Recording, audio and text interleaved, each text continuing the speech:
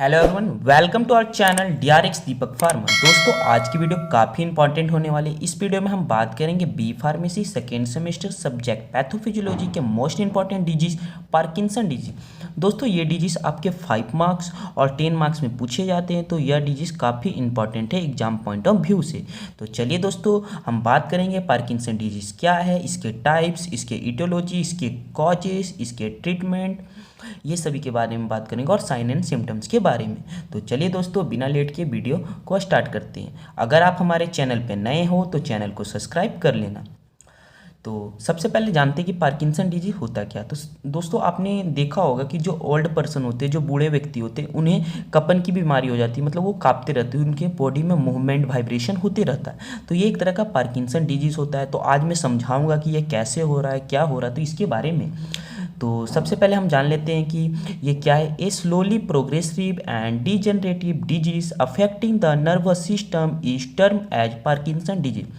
मतलब ये slowly progressive and degenerative disease है नर्वस सिस्टम का, जिसको हम पार्किंसन डिजीज एक टर्म नाम दिए हैं। It is name after its pioneer James Parkinson in 1817। तो इसको जो नेम था पहले, इसका क्या था, जेम्स पार्किंसन, क्योंकि जेम्स पार्किंसन साइंटिस्ट ने डेवलप किया था। कब किया था? 1870 में। It results from an insufficient of dopamine in brain. इसमें क्या होता है कि इनसफिशियंट अमाउंट ऑफ डोपामाइन हो जाता है, मतलब जो डोपामाइन की रिलीज होता है वो डिक्रीज हो जाता है हमारे न्यूरोट्रांसमीटर में, तो उसके कारण ये डिसऑर्डर होता है। Is thus categorize as a movement disorder. इसको हम मूवमेंट डिसऑर्डर भी कहते हैं। अकॉर्डिंग टू WHO, मतलब वर्ल्ड हेल्थ ऑर्गेनाइजेशन के according, neuro degenerative disease disorder of insidious onset characterized by presence of predominantly motor symptomatology is term as Parkinson disease. तो यहाँ क्या कहा जा रहा है दोस्तों, ये जो पार्किंसन डिजीज है ना, हमारा न्यूरो डिजेनरेटिव डिसऑर्डर है। इसमें क्या होता है एक्चुअली, जो हमारा डोपामाइन का लेवल है वो डिक्रीज हो जाता है, मतलब उसकी जो सिक्रेशन वो कम हो जाती है, जिसके कारण पार्किंसन डिजीज हो जाता है। पार्किंसन डिजीज के जो व्यक्ति रहते हैं उसमें देखिएगा कि मूवमेंट होता है, वाइब्रेशन होते रहता है, मतलब कांपते रहते हैं वो लोग। टाइप्स की बात करें तो दोस्तों, इसमें देख सकते हो Parkinson disease following types. Parkinson disease है जो हमारा फ्लोइंग टाइप्स में, जैसे on the basis of etiology, तो सबसे पहला हमारा प्राइमरी पार्किंसन डिजीज है और दूसरा सेकेंडरी पार्किंसन डिजीज है। तो प्राइमरी पार्किंसन डिजीज क्या होता है? This type of affects individual after 14 years of age and is more prevalent in males. तो ये क्या होता है, ये जो डिजीज है अफेक्ट कब करता है? 40 साल के बाद ऑफ एज में, और ये मोर प्रीवलेंट इन मेल, मतलब ज़्यादातर मेल्स में देखा गया है। अब सेकेंडरी पार्किंसन डिजीज है क्या? This type of essential Parkinson and result from cause other than Parkinson disease itself. मतलब सेकेंडरी जो पार्किंसन है, इसमें जो सिम्टम्स होंगे सिमिलर होंगे पार्किंसन डिजीज के, लेकिन ये कॉज होंगे बस सर्टेन मेडिसिन या डिफरेंट नर्व, मतलब डिसऑर्डर ऑफ नर्वस सिस्टम और इलनेस के कारण। और इसमें मूवमेंट ऑफ डिसऑर्डर दिखता है, और हमारा कॉज इसमें जैसे ब्रेन इंजरी के कारण ये सब हो सकते हैं। अब दूसरा बात करें, on the basis of age onset, तो दो टाइप में बांटा गया, एक अर्लियर वन सेट और एक late onset Parkinson disease. तो earlier onset Parkinson disease की बात करें तो this type of affect individual before 14 years of age, मतलब ये जो टाइप है अफेक्ट करता है हमारे इंडिविजुअल 14 ईयर्स ऑफ एज, मतलब पहले, and is further classified into two. ये दो टाइप्स में क्लासीफाई है, जैसे young one set Parkinson disease, juvenile Parkinson disease. जो जुवेनाइल है ये हमारा इनिशियल फेज होता है, जहाँ से मतलब स्टार्टिंग होती है पार्किंसन डिजीज की। तो यंग वन सेट क्या है, ये between 21 to 14 years of age में दिखता है। और जो जुवेनाइल पार्किंसन डिजीज है ये हमारा किस में दिखता है?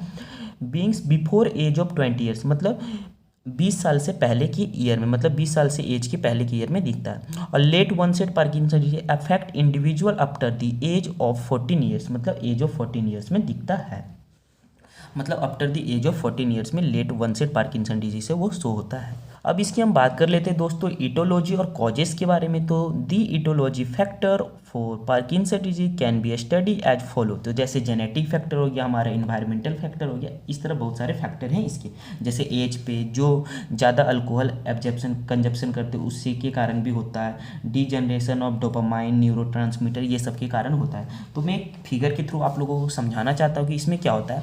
एक्चुअली दोस्तों आप लोगों ने न्यूरोनल हार्मोनल पढ़ा होगा या न्यूरो मस्कुलर जंक्शन के बारे में आप लोग जानते होगे। इसमें क्या है, रिसेप्टर है, जैसे हमारा जो डोपामाइन है कैसे बाइंड हो जाता है हमारे रिसेप्टर के साथ, तो वो क्या शो करता है, तो ये इसके बारे में। तो ये हमारा न्यूरॉन है, यहाँ पे डोपामिन है, एसिटाइल कोलिन है, यहाँ मसल है, ये रिसेप्टर मैंने आपको शो करके रखा है। तो यहाँ एक्चुअली क्या हो रहा है कि जो हमारा डोपामिन का लेवल है ना, डोपामिन का क्या काम है, ये मसल को रिलैक्सेंट करता है। और एसिटाइल कोलिन का क्या काम है, ये मसल को कॉन्ट्रैक्ट करता है। और ये मेरा क्या है, ये जो मैं बता रहा हूँ ये कोलिनर्जिक रिसेप्टर है, ठीक है दोस्तों। तो इसमें एक्चुअली क्या हो रहा है कि यहाँ पे क्या होता है कि डोपामिन का जो लेवल है ना वो डिक्रीज हो जाता है। एक्चुअली वो क्या हो रहा है, डिक्रीज हो रहा है। लेकिन जो एसिटाइल कोलिन का लेवल है वो एक्सेस हो जाता है, मतलब इंक्रीज हो जाता है। तो अगर हमारा जो डोपामिन है वो हमारा आएगा ही नहीं और रिसेप्टर से बाइंड करेगा नहीं, तो एक्शन कैसे शो होगा, जिसके कारण डिक्रीज हो जाता है। जिसके कारण क्या होता है कि जो वाइब्रेशन होते हैं, मूवमेंट होते हैं, एक तरह का मूवमेंट इशू। और जैसे ये जब इक्वल अमाउंट में रहे, एक जा रहा है एक आ रहा है, जैसे एसिटाइल कोलिन निकल रहा है फिर डोपामिन आ रहा है, तो ये क्या है, इक्वल है, तो तब तक तो कुछ नहीं होता है। लेकिन ये एक्चुअली क्या होता है कि जब यहाँ हमारा चला जाता है, मतलब ये लेस हो जाता है और ये इंक्रीज हो जाता है एक्सेस अमाउंट में, तो तब प्रॉब्लम क्रिएट होता है। अब हम बात करते हैं इसमें, जैसे दोस्तों इसके इटोलॉजी वगैरह के बारे में भी मैं बता रहा था। डीजनरेशन ऑफ डोपामिन ट्रांसमीटर होता है, degeneration of dopaminergic receptor, genetic factor, age पे भी पड़ता है, ये हमारा मोर अल्कोहल एब्जॉर्प्शन पे भी होगा। इसी से साइन एंड सिम्टम्स में आप देख सकते हो, muscle cramp, rigidity, difficulty in eating and drinking. जैसे देखते हो जो कपन व्यक्ति है उनको पानी वानी पीने में भी दिक्कत होता है। तो इसके अब मैं आगे बताऊँगा कि इसमें पैथोफिजियोलॉजी क्या है कैसे, तो उस सभी के बारे में भी अभी आगे बात करेंगे। और ये जो डिजीज है इसका रीज़न है कि ये कॉज अननोन है, अभी तक इसमें पता नहीं चला पाया कि इसका एक्चुअली कॉजेस क्या है। अब इन्वायरमेंटल फैक्टर की बात करें तो factor like age, sex, dietary habits, infection, environmental toxin like heavy metals and water are some of the environmental factor stimulating the occurrence of Parkinson disease. तो इन्वायरमेंटल फैक्टर भी एक अच्छा रोल करता है जो हमारे पार्किंसन डिजीज को affect करता है। अदर फैक्टर की बात करें जो सेकेंडरी फैक्टर में आ जाता है, जैसे अभी हमने secondary Parkinson disease, primary Parkinson disease की बात की, तो अब उसमें क्या होता है, हेड ट्रॉमा, फिर इन्फेक्शन के कारण जैसे वायरस, इन्फ्लुएंजा वायरस जैसे अटैक करे तब, neoplasm, arteriosclerosis, drugs like neuroleptic, anti emetics, hypertensive, ये सभी ड्रग्स भी एक्सपोजर ऑफ टॉक्सिन सब्सटेंस के कारण भी हो सकते हैं। अब पैथोजेनेसिस दोस्तों जिसके बारे में मैं बात कर रहा था कि आप लोगों को समझाऊंगा, तो एक्चुअली क्या होता है, जो हमारा ना ड्रग है, ये मान लीजिए यहाँ पे एक्चुअली क्या है, ये कोलिनर्जिक रिसेप्टर है, ठीक है। यहाँ पे एक्चुअली क्या हो रहा है, डोपामिन का जो लेवल है वो डिक्रीज हो जाता है।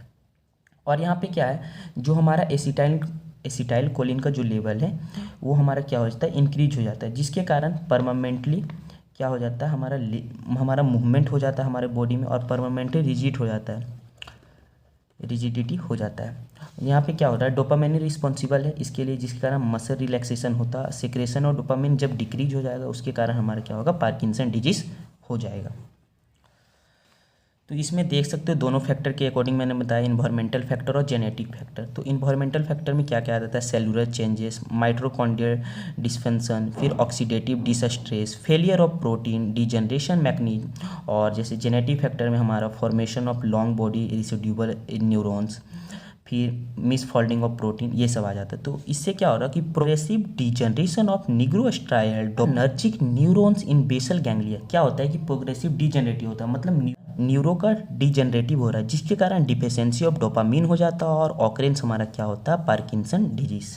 जैसे हम साइन एंड सिम्टम्स के बारे में दोस्तों मैंने थोड़ा सा पहले ही आपको एक्सप्लेन कर दिया, तो एक बार और बता सकता हूँ कि मोटर साइन सिम्टम्स जो और नॉन मोटर साइन सिम्टम्स होते हैं। तो जैसे ये एक तरह का क्लिनिकल मैनिफेस्टेशन है पार्किंसन डिजीज़ का, जो साइन एंड सिम्टम्स है, जिसमें आपको रेस्टिंग ट्रिमर्स के कारण हो सकते हैं, और मसल रिजिडिटी के कारण अदर साइंस भी हो सकते हैं, पोस्चरल इनस्टेबिलिटी के कारण भी हो सकते हैं। तो ये सब आप पढ़ लेना, मैं नोट्स में डाल दूँगा, तो ये सब अपने हिसाब से आप एक्सप्लेन करके लिख सकते हो। तो जैसे ये सब बता सकती है। रेस्टिंग ट्रिमर्स क्या एक तरह का क्लिनिकल फीचर्स है हमारे पार्किंसन डिजीज़ का। मसल यहाँ पर क्या हो रहा है, रिजिडिटी हो जाता है, मतलब हार्डनेस शो करता है अपना। और अदर साइंस यही है कि लॉस ऑफ ऑटोमेटिक मूवमेंट हो जाता है, फ्रीजिंग हो जाता है, सेक्सुअल डिसफंक्शन हो जाता है, ये सब हो जाते हैं। और डिफ़िकल्टी इन स्पीच, स्वेलिंग, ये सब में आता है। अब non motor sign and symptoms की बात करें तो दोस्तों इसमें क्या होता है एक्चुअली, रेस्टलेस लेग सिंड्रोम हो जाता है, पेन हो जाता है, रेस्पिरेटरी डिसफंक्शन हो जाता है, डिप्रेशन हो जाता है, मेमोरी का लॉस हो सकता है या मेमोरी डिस्टर्बेंस हो सकता है, लॉस ऑफ सेंसेशन हो सकता है स्मॉल। अब हम बात करते हैं ट्रीटमेंट। एक्चुअली ट्रीटमेंट अब इसको कैसे, तो इसके लिए दो मैथड, जैसे मेडिकेशन देके सर्जिकल ट्रीटमेंट करके। तो treatment include medication and surgical treatment. Life style modification, monetarily exercise, जैसे अब आपको सेडेंटरी लाइफ स्टाइल जीना चाहिए, जैसे आपको हमेशा एक्सरसाइज वगैरह करते रहना चाहिए जिससे आपकी बॉडी फिट रहे। और मेडिकेशन में बात करें तो इसकी मेडिकेशन आती है लेवोडोपा, कार्बिडोपा, एट्रोपिनिक, सेलिकिन, ये सब इसकी मेडिकेशन है। और सर्जिकल ट्रीटमेंट की बात करें तो थैलेमोटोमी, पैलिडोटोमी, ये सब आप करवा सकते हो, या transplant of genetic engineering cell line के थ्रू भी करवा सकते हो। आई होप दोस्तों आपको ये वीडियो पसंद आई होगी पार्किंसन डिजीज़ की, मैं आशा करता हूँ। और अगर आपको कहीं भी कोई भी प्रॉब्लम हो तो आप हमें कमेंट बॉक्स में बता सकते हैं। मैं इसका नोट्स अपने टेलीग्राम चैनल पे अपलोड कर दूँगा, आप वहाँ से जाकर देख सकते हैं। तो चलिए दोस्तों, मिलते हैं नेक्स्ट वीडियो में। तो वीडियो कैसा लगा आप कमेंट बॉक्स में बता सकते हैं।